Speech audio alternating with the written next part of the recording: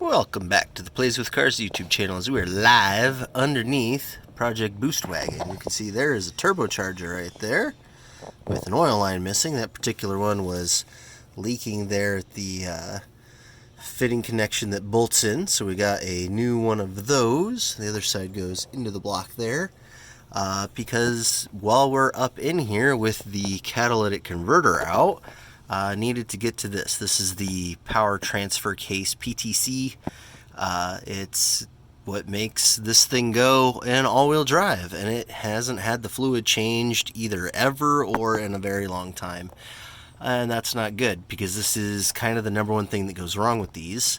So we drained the fluid on it, and I'm getting ready to put it back together. But this has been an absolute bear. I had to take out this whole piece right here, undo those three from up in there. You can see the exhaust turbine side of that turbo. Had to undo those three, undo the two in the back on the flex pipe to get that out of there. And of course they were all nice and super snug. And then once I got in there, taking out that oil line, which is right here actually, this is what was leaking. It was leaking here on this side. You can see it's all gouged up where it was leaking, so I got a new one of those right here.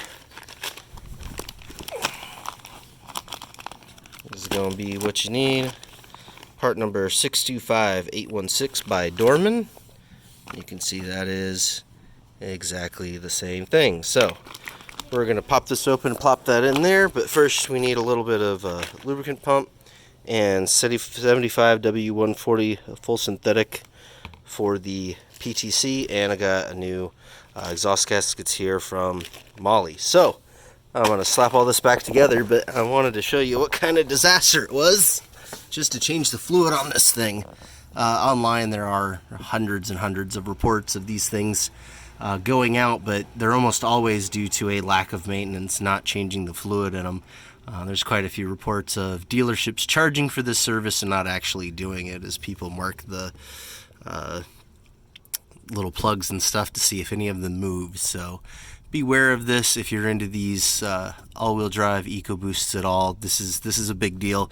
Make sure you change this out. It's kind of a bear of a job, but once you get it all out, it's pretty easy. So would have been a lot easier if I had air tools or power tools, which I don't. It's all manual labor here. So I'm going to slap some gloves back on and get this thing buttoned up. But until next time, that's been the Plays with Cars YouTube channel and Project Boost Wagon. There's a turbo for you to end it off.